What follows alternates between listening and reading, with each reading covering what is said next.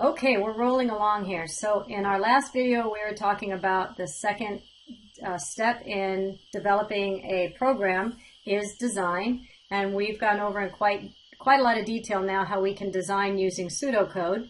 And now we're going to utilize this tool called flowcharting. And flowcharting is just a graphical representation of the logic, the flow of the logic. So either of them they both serve different purposes, and some people prefer one over the other. But we're going to take a look at flowchart 2, so you have both of them in your tool belt, and you can decide when you're coding your own programs which one works better for you. So let's look at flowcharting. Flowcharting is the idea that we have these symbols, and the symbols represent certain procedures. In other words, let's look at it. I don't know the word, no other way to describe it except just look at it. And so when we have this oval, that oval indicates that this is a start or stop symbol. So our flow is going to start at one location, and everything in this flow chart will end at the stop location. In other words, there's only one start and only one stop. Ultimately, all of these shapes in between will end up at the stop, which is just like ending at the main program. Remember when we had our main module and it got to the end program? Same idea. So one start and one stop. And then things happen along the way.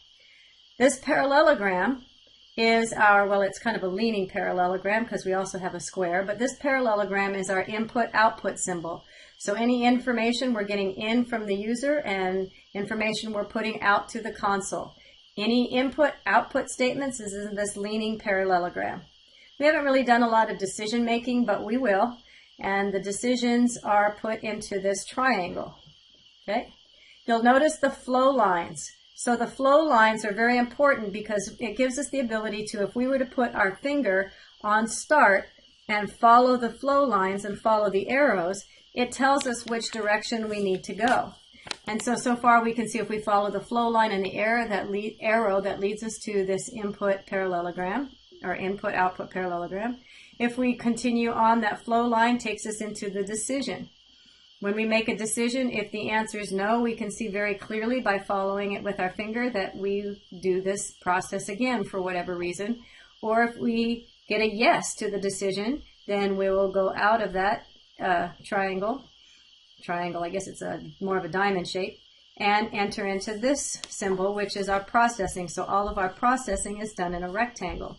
And so the flow lines are very important. We must have the flow line that leads into a particular direction. If someone were to follow it with their thumb or their index finger, it'd be very clear which direction they should be going in. There's no ambiguity there. You know exactly what your path of direction is. And then we do the process and we follow our direction, and then we end up stopping. So let's look at how we create these, and we're going to use a tool called Visio in order to make that happen.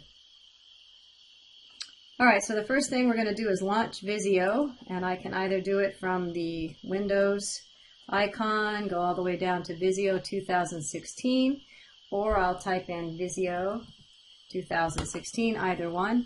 As students, you have the ability to download this free, and that is in another video, so be sure and check that out if you haven't already downloaded it. And then once we open up Visio and we bring it onto the same screen we're working on, chances are you're not going to have all of these templates that I have. So what you can do, there's a basic diagram, but the best flowchart template to start with is the flowchart template. So if you're not seeing it here in your featured, you can search for it in the search bar and type in flowchart. And flowchart then will bring up, ideally, this basic flowchart template. And that's the one I would start with because it's got a lot of tools that make this a lot easier for you to use. So I would choose this flowchart, basic flowchart one. And then once you click on OK, you can create ones that are pretty. So that's always nice, having pretty ones. So I'm going to choose this one here for demonstration. So I'm choosing this colorful one and then click on Create. Once you select this template the first time, it should show up in your first screen. But this is really important to get the flowchart template. Otherwise, it's a lot more challenging. And there's some tutorials and things here that you can look over when you're not watching the video. I'm going to delete mine. And what we're going to do is, let me see if I can't, do I still have it here? Yep, in my, nope. Nope, nope, nope, stop. Okay, I'm gonna pause for a second. I have the wrong one up. I'll be right. Okay, I'm back. I wanted to just copy and paste in our, there it is, into our template just for reference, the pseudocode that we'd created before. So I just copied and pasted that text file in.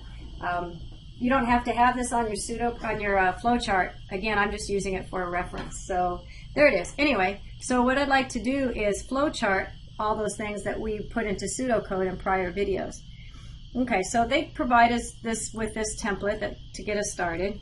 And I'm not going to be using decisions. And what I'm going to do is just delete most of these to get started, because I'd rather start it from scratch just to show you how it all works. Stop probably is a good idea. Okay. And so I'm going to get rid of that. All right, so good place to start is our start. So yay. Now I want to show you how to use this because there's some neat little tricks here.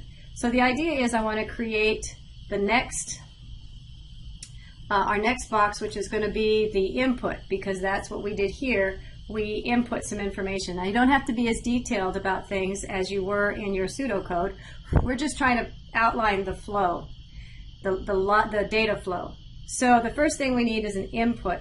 And if you remember from our chart, the input is this leaning parallelogram. So we need to get information from our user. Remember that? We needed to get mileage and price per gallon.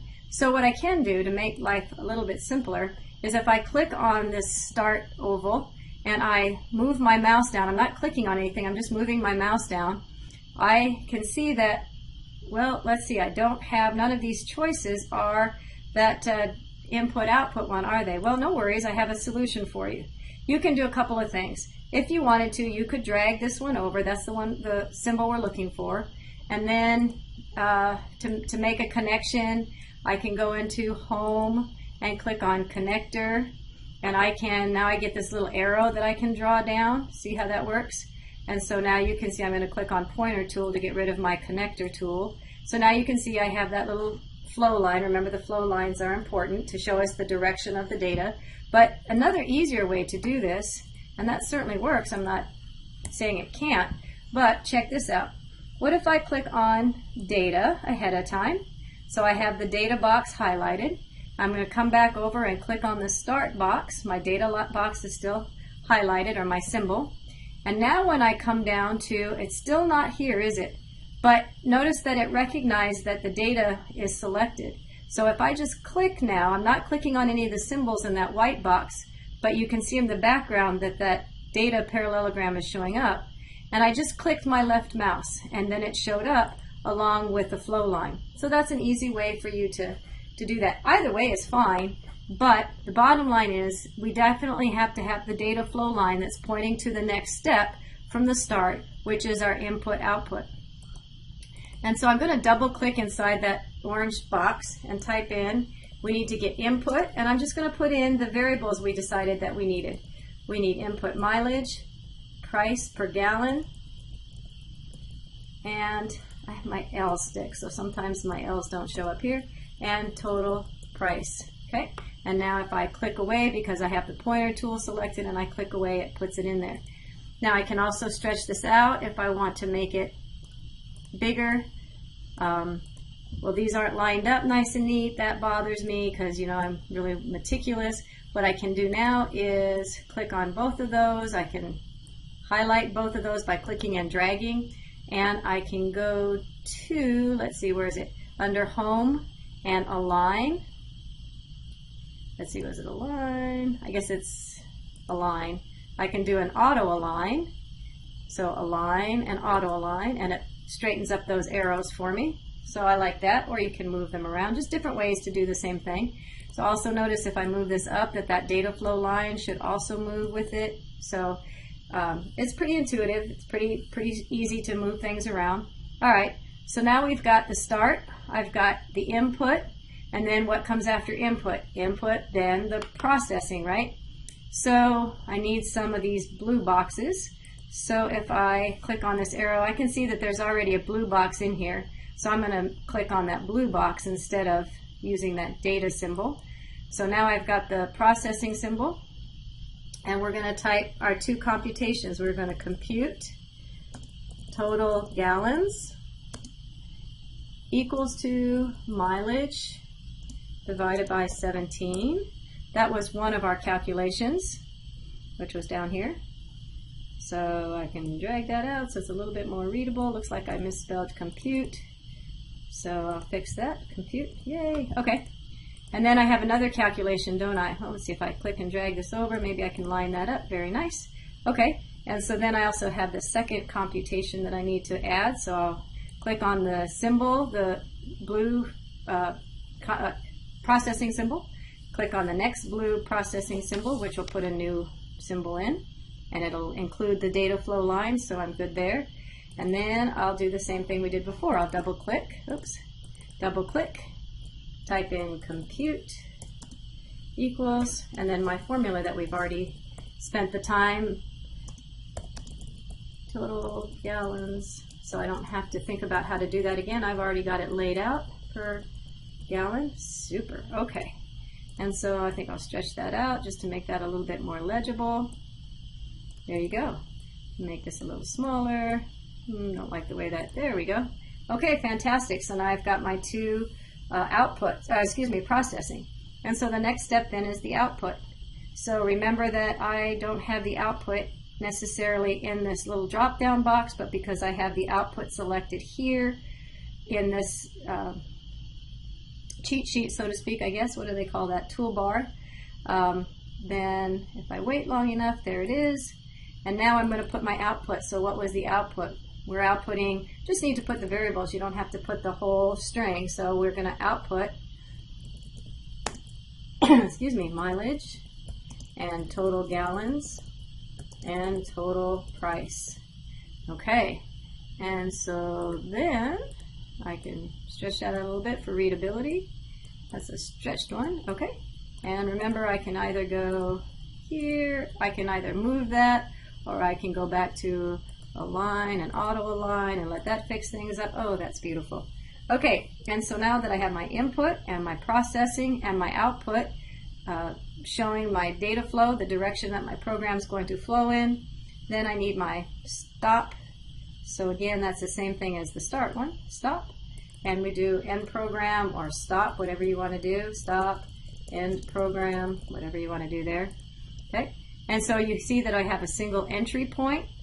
All data flow lines are connecting my symbols, and all data flow lines exit eventually in one place, and that's my end program. And we'll see things where we'll see data flow lines branching in other directions. But for now, this is really all we need to get to, is differentiating our different symbols and just outlining the flow of our data. So in other words, our flowchart.